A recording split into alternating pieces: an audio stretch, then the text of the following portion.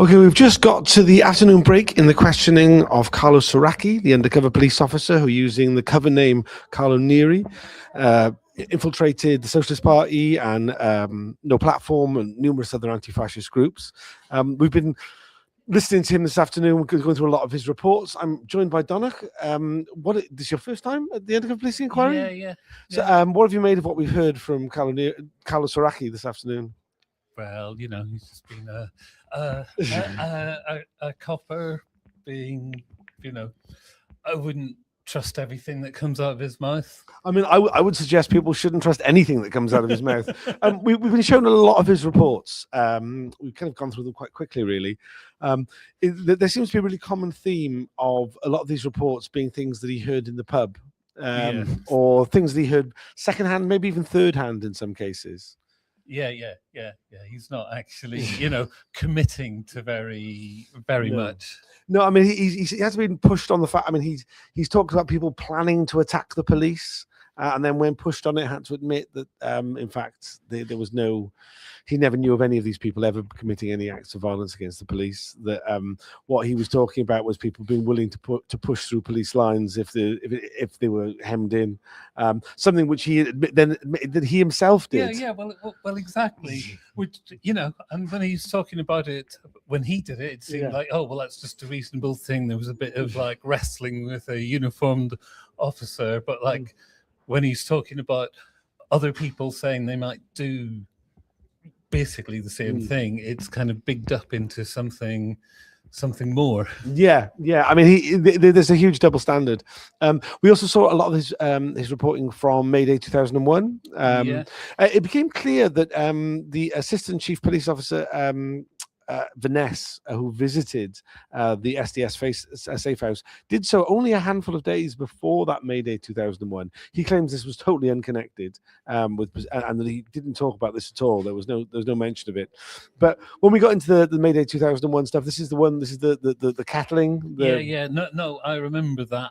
Luckily enough, I was outside the cordon, though. At one point, I remember being sat down in the road and some policeman running past me and just giving me a whack on the ear with his truncheon. Lovely. As they do, when we're talking about violence. Yes, absolutely. You've met the Met. There was... it seems that Carlo Soracchi was inside the cordon, but this didn't stop him from reporting on some events that took place in the other side, the rear of Oxford Street. Oxford Street, which he says that he saw from a distance, which suggests that he may have the ability to see through buildings. It does. Yeah, I mean, there was so much that wasn't credible about his reports. We heard about the events in Bermondsey, the countering of National Front marches. Always, like, as there seems to be a real theme of always really heavily bigged up about in the planning section, and then when it actually came to what happened on the day, it's like, the police lines had already formed by the time we got there. So nothing much. Well, anything else you'd like to pick up from what he said this afternoon?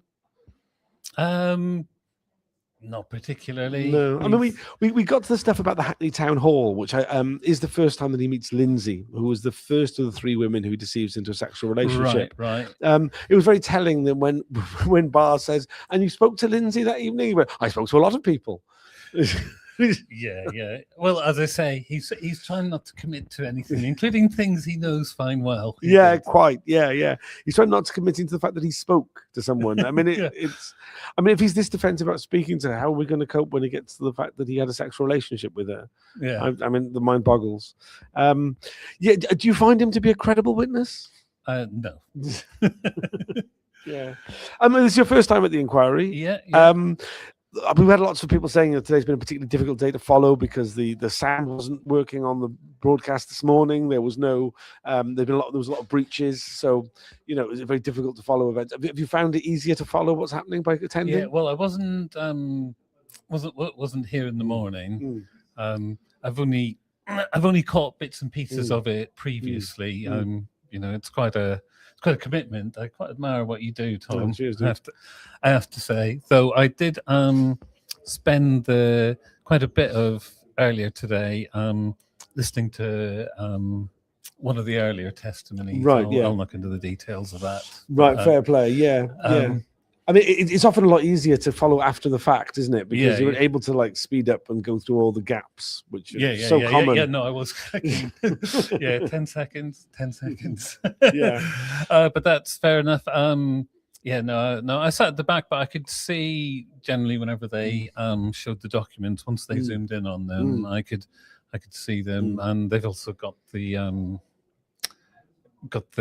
transcript going up kind of live, which helps with it, with if I didn't catch a date, I can see it on that. And would you recommend other people come and attend? Oh no, absolutely. I'm really glad I have, I haven't actually got much time, and I'm not going to do the reasons why, but it's to do with the London Metropolitan Police. I mean, who'd have thought? I have I was even I turned up even later than I expected today, but no, it's interesting seeing the wheels turn, however slowly. I mean, I feel like we're seeing the wheels turn inside Carlo Soracchi's head quite regularly.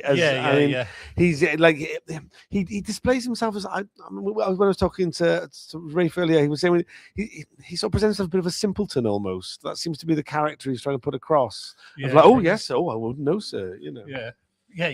No, that's a really good way of putting it. Oh, I don't know. I just happened to, be round in the pub when somebody said something. No, I had no part in anything. I don't really know very much. I'm just a local boy, sir. I wouldn't know. Yeah, I mean, it is. It's like there's always a certain element of farce about these men, and I mean, he seems a particularly, farcical character. And we're only on a short break; it's only 10 minutes, and you probably want to get a cuppa and stuff before we go back in. Is there anything else you'd like to add? No, I'm just interested to see, how it all works, and nothing beats seeing something in real life. No, absolutely. And will you be coming back for any more hearings of the inquiry? It depends on whether I'm in London or not. Fair. But this was I had to be in London, and I was like, oh right, well I've got time in between what I have to do in the morning and catching my bus in the evening. I'll do this. And I'm glad I did. Excellent. Well, if you're in the same position and you think, well, I'm going to be in London, might as well go along to the inquiry for a few hours. I really recommend that you do. We'll be back again. There's more to come from Carlo Soracchi's day. He will be here all week. So, I mean, if you have an interest, there's plenty of opportunity to come and join us in the public gallery. I'll be doing another recap at the end of the day. Please, if you are able to, like and share these videos. It makes a huge difference for how visible they are. And we'll join you again at the end of the day. Bye for now.